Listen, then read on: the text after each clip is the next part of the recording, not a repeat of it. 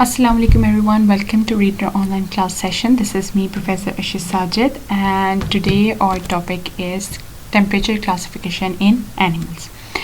Okay जी, हम लोग होमियोस्टेसिस का थर्ड कंपोनेंट जो है वो हम पढ़ रहे हैं, वो है थर्मोरेगुलेशन। लास्ट लेक्चर के अंदर हमने थर्मोरेगुलेशन इन प्लांट्स को स्टडी किया था और थर्मोरेगुलेशन इन एनिमल्स को जो है वो हमने टच किया था। आज इस थर्मोरेगुलेशन इन एनिमल्स को वाइंड अप करेंगे और स्टार्ट हम लोग ले रहे हैं टेम्परेचर क्लासिफिकेशन इन एनिमल्स से। तो टेम्परेचर क्लासिफिकेशन इन एनिमल्स का क्या मतलब है? मीन्स एनिमल्स को हमने टेम्परेचर की बेस पे दो में डिवाइड किया है। एनिमल्स को टेम्परेचर की बेस पे हमने दो में डिवाइड किया है। First one is poikilotherms and second one is homeotherms. जो हमारे पास पोकिलियोथर्म्स हैं तो इनको हम कोल्ड ब्लडेड भी कहते हैं, होमियोथर्म्स को वार्म ब्लडेड भी कहते हैं, और ये मैं भी आपको बताऊंगी कि इन्हें वार्म और कोल्ड ब्लडेड क्यों कहा जाता है। सबसे पहले देखते हैं पोकिलियोथर्म्स का क्या मतलब है। पोकिलियोथर्म्स का मतलब ये होता है कि वेरी करना।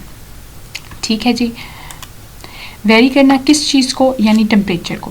पोकिलियो मीन्स वेरी करना एंड थर्म्स मीन हीट या टेम्परेचर को। मीन्स ऐसे ऑर्गेनिज्म के जो जब उनके बाहर का इन्वायरमेंट चेंज हो रहा हो या फ्लक्चुएट हो रहा हो तो वो अपने इंटरनल टेम्परेचर को भी चेंज कर देते हैं। बाहर चेंज हो रहा है तो अंदर का टेम्परेचर भी चेंज हो जाएगा। तो ऐसे एनिमल्स को हम पोकिलियोथर्म्स कहते हैं। ठीक है, अब इसकी थोड़ी मुश्किल वाली डेफिनेशन पढ़ लेते हैं। वो ये है, animals in which body temperature tend to fluctuate. Tend to fluctuate का मतलब है जो अपने बॉडी टेम्परेचर को चेंज करते रहते हैं। किसके लिहाज से? बाहर के इन्वायरमेंट के लिहाज से। और आपका बाहर का इन्वायरमेंट किससे बना हुआ है? एयर और वाटर के टेम्परेचर से। तो जब एयर और वाटर का टेम्परेचर फ्लक्चुएट करेगा तो इनके जिस्म का टेम्परेचर भी फ्लक्चुएट करेगा। तो ऐसे ऑर्गेनिजम्स को हम क्या कहेंगे? पोकिलियोथर्म्स कहेंगे। इसमें एग्जांपल आती है फिशेस की, एम्फीबियंस की, रेप्टाइल्स की एंड इनवर्टिब्रेट्स की। यहाँ पे आपको डायग्राम नज़र आ रही है। कुछ आपके पास रेप्टाइल्स हैं, कुछ एम्फीबियंस हैं और कुछ फिशेस हैं। नेक्स्ट आपके पास आता है homeotherms. Homeo mean same and therms mean heat. Mean ऐसे ऑर्गेनिज्म जो अपने बॉडी के टेम्परेचर को सेम रखते हैं, बेशक बाहर टेम्परेचर चेंज भी होता है। फॉर एग्जांपल अगर हम लोग खुद अपने आप को देखें, हमारे बॉडी के टेम्परेचर 37 डिग्री सेंटीग्रेड होता है। अगर बाहर आंधी आ रही हो, तूफान आ रहा हो, सर्दी हो या गर्मी हो, कुछ भी हो, आपके जिस्म का टेम्परेचर 37 डिग्री सेंटीग्रेड ही रहता है, जो मर्जी हो जाए। तो हम किस कैटेगरी में आए? फिर हम होमियोथर्म्स में आए। मींस ऐसे ऑर्गेनिज्म जो अपने इंटरनल टेम्परेचर को बिल्कुल एक जैसा रखेंगे बजाय सराउंडिंग टेम्परेचर में कुछ भी हो रहा हो। तो हम यहाँ पे डेफिनेशन में क्या लिखेंगे? Animals in which body temperature will remain same, या वो अपने बॉडी टेम्परेचर को मेंटेन करके रखते हैं। किससे अगर हम कंपेयर करें? सराउंडिंग टेम्परेचर से कंपेयर करें तो इन एनिमल्स को हम होमियोथर्म्स कहते हैं। ठीक है जी, इसमें एग्जांपल आती है बर्ड्स की एंड मैमल्स की। क्वेश्चन ये आता है कि हम इनको वार्म ब्लडेड और कोल्ड ब्लडेड क्यों कहते हैं। जो हमारे पास वार्म ब्लडेड और कोल्ड ब्लडेड का नाम है, ये एक ऑब्जर्वेशन की बेस पे आया है। मीन्स अगर बाहर सर्द टेम्परेचर है, ठीक है, तो ऐसे एनिमल्स जो बाहर के सर्द टेम्परेचर की वजह से अपने ब्लड को भी या अपने खून के टेम्परेचर को भी सर्द कर लें तो हम इन्हें कोल्ड ब्लडेड कहते हैं। लेकिन कुछ ऐसे एनिमल्स जो अगर बाहर सर्द इन्वायरमेंट है या सर्द टेम्परेचर है तो वो सर्द टेम्परेचर को अपने अंदर घुसने नहीं देंगे, वो अपने ब्लड के टेम्परेचर को फिर भी वार्म रखेंगे। ठीक है, तो ऐसे एनिमल्स को हम वार्म ब्लडेड कहते हैं। तो पोकिलियोथर्म्स कोल्ड ब्लडेड कहलाएंगे और होमियोथर्म्स वार्म ब्लडेड कहलाएंगे, कि जो बाहर के टेम्परेचर को अपने ऊपर मुतासर नहीं करते। ठीक है जी, अच्छा जी, ये जी हमने बड़ी आसान सी जो है वो टर्म्स पढ़ ली हैं, पोकिलियोथर्म्स एंड होमियोथर्म्स, एग्जाम्पल्स भी पढ़ ली। लेकिन अभी जो हमने टर्म्स पढ़ी हैं, कुछ हमारे पास ऐसे एक्सेप्शनल केस आए हैं जो इन डेफिनेशंस पे पूरा नहीं उतरते। ठीक, जिसमें सबसे पहले एग्जांपल आती है सी फिश की। अभी हमने देखे फिश किस में पढ़ी है? हमने फिश पढ़ी है पोकिलियोथर्म में, जो अपना टेम्परेचर मेंटेन नहीं कर पाती, मीन एक जैसा नहीं रखती, वो बाहर के हिसाब से चेंज करते रहते हैं। लेकिन हमारे पास एक फिश है जिसका नाम है सी फिश। ये सी फिश जो है ये अपने बॉडी के टेम्परेचर को मेंटेन करके रखती है, ये तो फ्लक्चुएट करती नहीं। इसका मतलब है कि आपने भी ऊपर गलत पढ़ा है कि पोकिलियोथर्म्स जो है उसके अंदर फिशेस जो है वो इंक्लूड होती हैं, सी फिश तो इस डेफिनेशन पे पूरा ही नहीं उतरती। ठीक है, एक ही एक्सेप्शन होगी या प्रॉब्लम होगी हमारे पास। सेकंड आता है जी लिजर्ड। जो लिजर्ड है, अभी हमने क्या पढ़ा? लिजर्ड रेप्टाइल है और रेप्टाइल किसके अंदर आते हैं? पोकिलियोथर्म्स में, और पोकिलियोथर्म्स अपने टेम्परेचर को मेंटेन नहीं करते।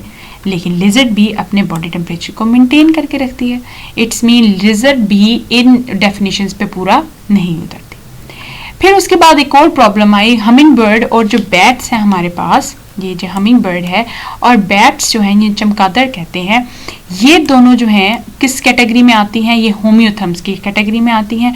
और अभी हमने कहा था कि बर्ड्स और मैमल्स जो हैं ये अपने इंटरनल टेम्परेचर को बिल्कुल मेंटेन करके रखते हैं, लेकिन ये दोनों तो मेंटेन करके ही नहीं रखते। इट्स मीन कि ये जो दोनों डेफिनेशंस हैं ये सारे एनिमल्स को कवर नहीं कर पाती हैं, ठीक है। दैट्स वाई कि हमें ये प्रॉब्लम जो है वो फेस करनी पड़ी है।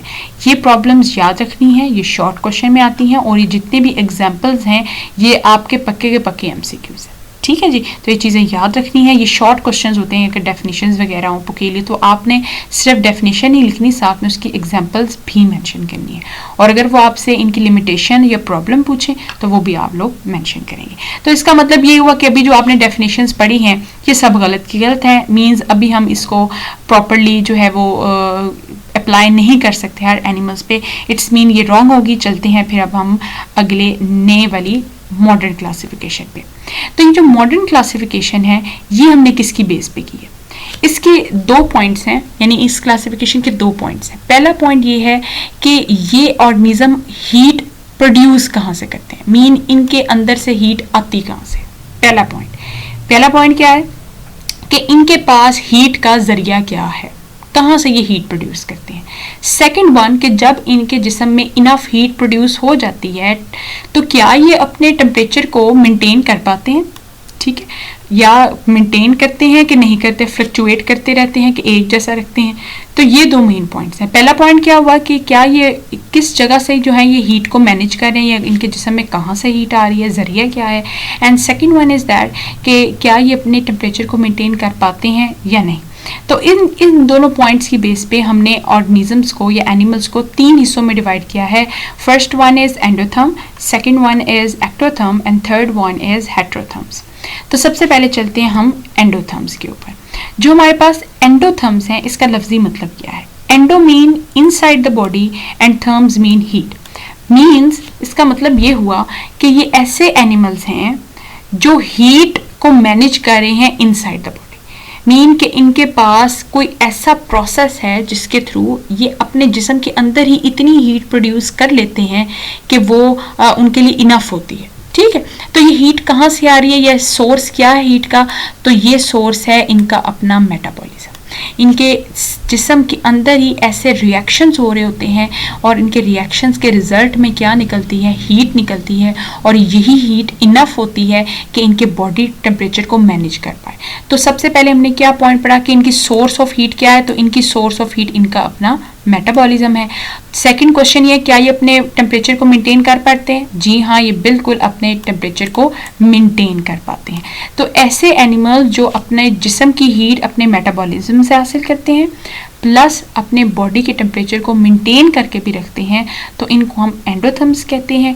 और इसमें एग्जांपल आती है कुछ बर्ड्स की, फिशेस की, फ्लाइंग इंसेक्ट मीन ऐसे कीड़े जो उड़ते हैं जिस तरह मच्छर, मक्खी वगैरह, और प्लस हमारे पास मैमल्स आते हैं। सेकेंड कैटेगरी है एक्टोथर्म्स। ये एक्टोथर्म बिल्कुल उल्ट है इसके। Ecto mean outside the body and therm mean heat. Means इनकी बॉडी इतनी काबिल नहीं है कि अपने अंदर से हीट को मैनेज करे और इनके बॉडी के टेम्परेचर को मेंटेन कर पाए, तो फिर हीट कहाँ से लेंगे? तो फिर ये हीट मैनेज करते हैं फ्रॉम देयर इन्वायरमेंट, यानी आउटसाइड द बॉडी उनके इन्वायरमेंट से।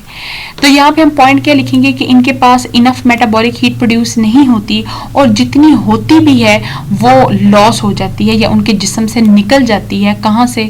To the environment. इनके जिस्म से वो हीट निकल के बाहर इन्वायरमेंट में चली जाती है। वो क्यों निकल जाती है? क्योंकि इनके जिस्म में इंसुलेशन नहीं होती। इंसुलेशन क्या है? इंसुलेशन ऐसी तय होती है या ऐसा मैकेनिज्म है जिसके थ्रू हीट को बचाया जाता है जिस्म के अंदर, यानी हीट को कंजर्व किया जाता है। तो ये तीनों चीज़ें इसके अंदर नहीं हो रही हैं। तो फिर ये हीट कहाँ से लेंगे? ये हीट लेंगे फ्रॉम देयर सराउंडिंग या आउटसाइड द बॉडी। प्लस क्या ये अपने टेम्परेचर को मेंटेन कर पाते हैं? नहीं, ये अपने टेम्परेचर को बिल्कुल भी मेंटेन नहीं करते। तो ऐसे ऑर्गेनिजम्स को हम क्या कहते हैं? एक्टोथर्म। और इसमें एग्जांपल आती है मोस्ट इनवर्टिब्रेट्स की, फिश की, एम्फीबियंस की और रेप्टाइल्स की। उसके बाद नेक्स्ट आता है हेटेरोथर्म्स। अब ये हेट्रो का क्या मतलब है? Hetero mean different and therms mean heat. Means ये ऐसे एनिमल्स हैं जो ना एंडोथर्म है और ना एक्टोथर्म है, ये अलग ही कैटेगरी के एनिमल्स हैं। मीन्स इन्होंने कुछ करैक्टर एंडोथर्म से पिक किए हैं और कुछ करैक्टर एक्टोथर्म से पिक किए हैं, और इन दोनों को जब आप कंपाइल करते हैं तो आपके पास हेट्रोथर्म बन जाते हैं। अब इन्होंने कौन सा करैक्टर एंडो से लिया और कौन सा करैक्टर एक्टोथर्म से लिया वो देखते हैं। जो हेट्रोथर्म्स हैं ये अपनी हीट प्रोड्यूस करते हैं फ्रॉम मेटाबॉलिज्म। मीन इनका मेटाबॉलिज्म से जो इतनी भी हीट प्रोड्यूस हो रही है वो इनफ है कि वो अपने बॉडी टेम्परेचर को मेंटेन कर पाएं, और ये करैक्टर किस में हमने पढ़ा है? अभी हमने ये एंडोथर्म में पढ़ा है। नेक्स्ट जो करैक्टर है वो ये है कि don't regulate their body temperature. Mean अपने बॉडी के टेम्परेचर को मेंटेन या एक जैसा नहीं रख पाते। तो ये करैक्टर किसका हमने पढ़ा है? ये हमने एक्टोथर्म का पढ़ा है। तो एंडोथर्म से कौन सा करैक्टर लिया? मेटाबॉलिज्म से हीट प्रोडक्शन का। और एक्टोथर्म से कौन सा करैक्टर लिया? Don't regulate their internal body temperature. और इसमें एग्जाम्पल किसकी आती है? इसमें एग्जाम्पल आती है बैट्स की और हमिंग बर्ड्स की। ठीक है जी। अच्छा जी, उसके बाद नेक्स्ट चलते हैं regulation of heat exchange between animal and environment. Means अगर एक एनिमल ने बाहर से हीट लेनी है या अपने जिस्म से हीट बाहर निकालनी है तो जरिया क्या होगा? इन्वायरमेंट। फॉर एग्जाम्पल आप यूँ समझे कि एक ऑर्गेनिज्म ने या एक एनिमल ने अपने इन्वायरमेंट से बना के रखनी है। जिस तरह एक स्टूडेंट होता है, अगर एक एवरेज स्टूडेंट है तो वो लाइक बच्चे से बना के रखता है। क्यों? ताकि वो उसे समझा दे, या इवन जब पेपर वगैरह हो तो उससे थोड़ा बहुत हेल्प कर सके, इमदाद दे सके। तो क्या होता है कि वो स्टूडेंट उससे बना के रखता है कि जब बुरा वक्त आए, जब अच्छा वक्त आए तो हमारी जो है वो अच्छी बनी रहे। तो इसी तरह एक एनिमल भी करता है। एक एनिमल अपने इन्वायरमेंट से बना कर रखता है कि जब इससे मैंने हीट लेनी हो तो मैं इससे हीट भी ले सकूं, जब मैंने अपने जिस्म से एक्सेस हीट बाहर निकालनी हो तो मैं इस इन्वायरमेंट को दे भी सकूं, और इन्वायरमेंट आसानी से जो है मेरी इस हीट को कबूल भी कर ले। ठीक है। तो इन जब बॉडी जो है वो कुछ हीट बाहर निकालती है टुवर्ड्स द इन्वायरमेंट, और जब इसी बॉडी ने इस इन्वायरमेंट से हीट लेनी भी हो तो वो इन्वायरमेंट हीट देता भी है। तो इस प्रोसेस को क्या कहते हैं? Exchange of heat. तो हमारा टॉपिक क्या है कि regulation of heat exchange between animal and environment. एक एनिमल अपने इन्वायरमेंट के साथ हीट ऑफ एक्सचेंज को कैसे मैनेज कर पाता है? तो ये कैसे मैनेज करता है? With the help of 3 ways. First one is structural, second one is physiological and third one is उसका अपना बिहेवियर। सबसे पहले बात करते हैं स्ट्रक्चर की। स्ट्रक्चर में हम लोग ने ये डिस्कस करना है कि वो अगर हीट लॉस से बचना चाहता है तो क्या करेगा, हीट गेन करना चाहता है तो क्या करेगा। ठीक है। सबसे पहला आता है subdermal fatty layer. Subdermal mean, dermal का मतलब होता है स्किन, सब मीन नीचे, यानी स्किन के नीचे आपको एक फैटी लेयर नजर आएगी। ये फैटी लेयर क्या करती है? इंसुलेशन प्रोवाइड करती है। और इंसुलेशन क्या है? एक ऐसा प्रोसेस है जिसके थ्रू हीट लॉस नहीं होती। ठीक है, अंदर हीट कंजर्व रहती है। तो अगर आप इस डायग्राम में देखिए, आपने बनानी नहीं है, ठीक है, जैसे आपको समझाने के लिए ये है कि हमारे पास स्किन है, स्किन के नीचे आपको एक एडिपोज टिश्यू की लेयर नजर आ रही है। ये एडिपोज टिश्यू किसके बने होते हैं? फैट सेल्स के। और इन फैट सेल्स के अंदर क्या होता है? रिजर्व्स ऑफ फैट, यानी इन्होंने फैट को स्टोर किया होता है। तो ये लेयर क्या प्रोवाइड करती है? ये इंसुलेशन प्रोवाइड करती है, जिसके थ्रू जो हमारे पास हीट है वो बाहर नहीं जाती, वो स्किन के अंदर ही रहती है। ठीक है, जिससे क्या होता है कि हम हीट को कंजर्व कर लेते हैं। तो ये पहला ऐसा हमने स्ट्रक्चर पढ़ा जिसके थ्रू हम हीट लॉस से बच रहे हैं। सेकंड वन आता है पिलेज। पिलेज क्या है? पिलेज को 2 हिस्सों में डिवाइड किया है, हेयर एंड फिदर। जो अक्सर आपने ऑर्गेनिज्म देखा होगा उनके ऊपर फर होती है या उनके ऊपर बाल होते हैं, प्लस कुछ ऐसे ऑर्गेनिजम्स भी हैं जिसे हम बर्ड्स कहते हैं, इनके पास पर होते हैं, फिदर होते हैं। ये दोनों भी क्या काम करते हैं? ये दोनों इंसुलेशन का काम करते हैं, और इंसुलेशन अगेन क्या करेगी? हीट लॉस से बचाएगी। थर्ड वन आता है जी स्वेट ग्लैंड। स्वेट ग्लैंड्स कब जो है वो एक्टिवेट होते हैं? जब गर्मी लग रही है, और जब गर्मी लगती है तो स्वेटिंग प्रोड्यूस होती है, और स्वेटिंग से क्या प्रोड्यूस होता है? आपको कूलिंग इफेक्ट होता है। असल में स्वेटिंग कब होती है? जब आपके जिस्म में बहुत ज़्यादा हीट हो जाए और आपने उस हीट को बाहर निकालना हो। उसके बाद हमारे पास फोर्थ प्रोसेस है पेंटिंग का। पेंटिंग एक ऐसा गेस्चर है जो अक्सर डॉग्स में आपने देखा होगा कि वो अपनी जुबान है वो बाहर निकाल लेते हैं। अब जो वो ज़ुबान बाहर निकालते हैं, ये क्या गेस्चर देता है हमें? ये गेस्चर ये देता है कि इसकी बॉडी में बहुत ज़्यादा हीट प्रोड्यूस हो गई है, अब उसने अपनी बॉडी में से उस हीट को बाहर निकालना है। तो क्या होता है कि जब वो ज़ुबान बाहर निकालता है तो उसके लंग्स जो है वो बाहर गर्म हवा या गर्म सांस बाहर निकालते हैं, और उस सांस के अंदर क्या होती है, हीट प्रोड्यूस होती है या हीट अंदर मौजूद होती है। जब वो सांस को बाहर एक्सपेल करता है तो एक्सेस हीट भी बाहर निकल जाती है। तो इस प्रोसेस को हम क्या कहते हैं? पेंटिंग कहते हैं। जो सेकंड हमारे पास जरिया है जिसके थ्रू एनिमल जो है वो रेगुलेट कर पाता है अपनी हीट को विद द इन्वायरमेंट, वो है फिजियोलॉजिकल। अगर आपको याद हो, हमने फर्स्ट ईयर के अंदर इसकी डेफिनेशन पढ़ी थी कि स्टडी ऑफ फंक्शंस, कि जब हम फंक्शंस को स्टडी करना शुरू कर दें तो हम फिजियोलॉजिकल की कैटेगरी में आ जाते हैं। तो आज हम किसके फंक्शन को पढ़ेंगे? आज हम पढ़ेंगे ब्लड के फंक्शन को स्टडी करेंगे। ब्लड के फंक्शन को स्टडी करने के लिए हमें दो टर्म्स का पता होना ज़रूरी है। एक है वैसो डायलेशन और एक है vaso constriction. Vaso mean vessels का, डायलेशन मीन फैल जाना, यानी वेसल्स का फैल जाना, खून की नालियों का फैल जाना। फॉर एग्जांपल, अगर आपके पास ये एक नॉर्मल वेसल है और इसको अगर हम डायलेट कर दें, फैला दें, तो ये कुछ इस तरह की लगेगी, और जब ये फैल जाएगी तो इसके अंदर से ब्लड का फ्लो बहुत ज़्यादा होगा, ब्लड बहुत ज़्यादा गुजरेगा, और जब ब्लड बहुत ज़्यादा गुजरेगा तो ब्लड के अंदर जितनी भी हीट होगी वो लॉस हो जाएगी। और ये ज़्यादातर समर के अंदर होता है, गर्मियों के अंदर। अक्सर आपने देखा होगा जब हमारी स्किन है, स्किन के नीचे आपको जो है वो ब्लड वेसल्स नज़र आ रही होती है। तो जब समर्स होते हैं यानी गर्मियाँ होती हैं तो हम क्या करते हैं, वेसल्स को डायलेट करवा देते हैं, यानी वो जो वेसल्स हैं वो फैल जाती हैं, और जो स्किन के नीचे से ब्लड का फ्लो होता है वो ज़्यादा हो जाता है। और जब ब्लड का फ्लो ज़्यादा होगा तो हीट जो है वो easily from the blood to skin remove out हो जाएगी। तो हीट को हम क्या करते हैं कि ब्लड की मदद के ज़रिए बाहर निकाल देते हैं। इसी तरह हमारे पास सर्दियों में क्या होता है, वैसो कंस्ट्रिक्शन हो जाती है। वैसो कंस्ट्रिक्शन क्या है? वैसो मीन्स वेसल का, कंस्ट्रिक्ट मीन्स सुकड़ जाना, मीन्स वेसल जो है वो सुकड़ जाती हैं।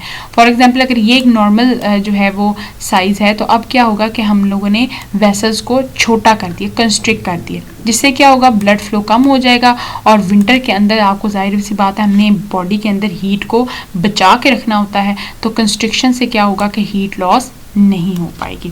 अगर आप इस डायग्राम के अंदर देखें, हमने दो वेसल्स को जो है वो शो करवाया है। एक वो वेसल है जिसके अंदर डायमीटर बहुत ज़्यादा हो गया हुआ है, तो इस वेसल को हम क्या कहेंगे कि इसके अंदर कौन सा फिनोमेना हुआ है, वैसोडाइलेशन का। जबकि दूसरी तरफ एक वेसल है जिसके अंदर डायमीटर जो है वो कम हो गया है, और इस फिनोमेना को हम कहेंगे कि वैसो कंस्ट्रिक्शन हो गई है। इसके अलावा जो नेक्स्ट हमारे पास एक प्रोसेस है जो कि फिजियोलॉजिकल में आता है, वो है प्लूमेज फ्लफिंग। प्लूमेज फ्लफिंग का मतलब ये होता है कि जब बर्ड्स अपने परों को उठा लेते हैं ऊपर की तरफ। अगर आप इस पिक्चर में देखें तो इस पिक्चर के अंदर आपको एक बर्ड नज़र आ रही है जिसने अपने परों को जो है वो ऊपर की तरफ जो है वो खड़ा कर लिया है। अब ये क्यों किया है ये देखते हैं। जब फॉर एग्जांपल ये हमारे पास बर्ड है, बर्ड की बॉडी है, ये ऊपर जो ब्लू कलर के आपको नज़र आ रहे हैं ये है इसके पर। अब जब ये अपने पर को खड़ा कर लेते हैं तो इनके अंदर एयर जो है वो आती है और लॉक हो जाती है। तो ये एयर जब आती है और लॉक हो जाती है तो ये एयर उस वक़्त इंसुलेशन का काम कर रही होती है। और इंसुलेशन जो है अभी हमने पढ़ा कि वो क्यों होती है, ताकि हम हीट लॉस को कम से कम कर सकें। तो जब ये इन परों के दरमियान एयर आ जाती है तो इंसुलेशन का काम करती है, और इंसुलेशन से क्या होता है कि उसके जिस्म की हीट जो है वो बाहर नहीं जाती, वो अंदर ही रहती है, जिससे वो हीट को कंजर्व कर लेते हैं। जो हमारे पास नेक्स्ट है वो अगेन स्वेटिंग है। स्वेटिंग के अंदर क्या होता है कि हमारे पास इवेपोरेशन होती है, और इवेपोरेशन से हमारे पास कूलिंग इफेक्ट प्रोड्यूस होता है। थर्ड वन है जी बिहेवियर, कि आप बिहेवियर के थ्रू भी जो है वो अपने हीट को रेगुलेट कर सकते हैं।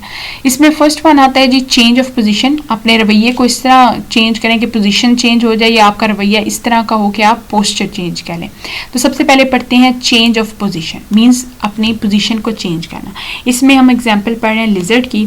अक्सर आपने एक प्रोसेस सुना होगा बास्किंग। बास्किंग का मतलब होता है धूप के अंदर जाके धूप को सेकना, ठीक है। तो लिजर्ड क्या करती है, जब उसको पता चले कि मेरे जिस्म के अंदर इनफ हीट नहीं प्रोड्यूस हो रही, या मेरे जिस्म के अंदर टेम्परेचर बहुत कम है, तो वो धूप के अंदर जाके धूप को सेकती हैं, जिससे क्या होता है कि उनके जो है उनके जिस्म के अंदर हीट गेन होती है। इसी तरह जो नेक्स्ट है हमारे पास स्क्विरल है। स्क्विरल क्या होती है कि जब उसे लगे कि बाहर इन्वायरमेंट में है, बहुत ज़्यादा गर्मी है, और वो बचाती है अपने आप को कि मेरे जिस्म के अंदर कहीं गर्मी ना आ जाए, या गर्मी एंटर ना हो जाए, या हीट एंटर ना हो जाए, तो वो छोटी छोटी बरोज बना लेते हैं और उधर जाके आराम से जो है वो रहते हैं, जहाँ पे हीट गेन जो है वो कम से कम होती है। ठीक है जी, एक ये हमने पढ़ लिया। नेक्स्ट है change of posture. Change of posture को पढ़ने से पहले हम लोग एग्जांपल देख लेते हैं। अक्सर आप लोगों ने देखा होगा जब आपके पास सर्दी होती है, ठीक है, सर्दी का मौसम होता है और आप लोग क्या करते हैं कि अपने जो जिस्म है उसको कम से कम एक्सपोज करते हैं। फॉर एग्जांपल नाक के ऊपर कवर लगा लेते हैं, कानों के ऊपर टोपी पहन लेते हैं, हाथों पे दस्ताने पहन लेते हैं, जिस्म के ऊपर स्वेटर्स सॉक्स वगैरह पहन, ताकि आपका जिस्म जो है वो कम से कम इन्वायरमेंट को फेस करे। ठीक है, और इससे एक और फ़ायदा क्या होता है कि दूसरा आपकी हीट भी कंजर्व रहती है, आप हीट को बचा पाते हैं अपने जिस्म के अंदर। बिल्कुल उल्ट इसमें समर्स में कर लें। गर्मियों में हम क्या करते हैं, हम पतले एक लॉन के कपड़े पहनते हैं, या बच्चे नहरों में जो है वो नहा रहे होते हैं। वो क्या होता है कि ज़्यादा से ज़्यादा हमारा जिस्म का जो एरिया है वो हीट को बाहर निकाले, ताकि हमारे जिस्म की गर्मी दूर हो सके। तो इसी तरह चेंज ऑफ पॉस्चर में हम क्या करते हैं कि जब हम लोग अपने सरफेस एरिया को ज़्यादा एक्सपोज करवाते हैं तो उतना ही हमारे जिस्म से हीट लॉस होती है, यानी एक्सेस हीट को हम बाहर निकाल पाते हैं। और इसी तरह जब सर्दियों में आप क्या करते हैं कि अपने सरफेस एरिया को कम एक्सपोज करते हैं, जिससे क्या होती है कि हीट भी कम बाहर निकलती है और आप हीट को इजीली गेन कर पाते हैं और उसको कंजर्व कर पाते हैं।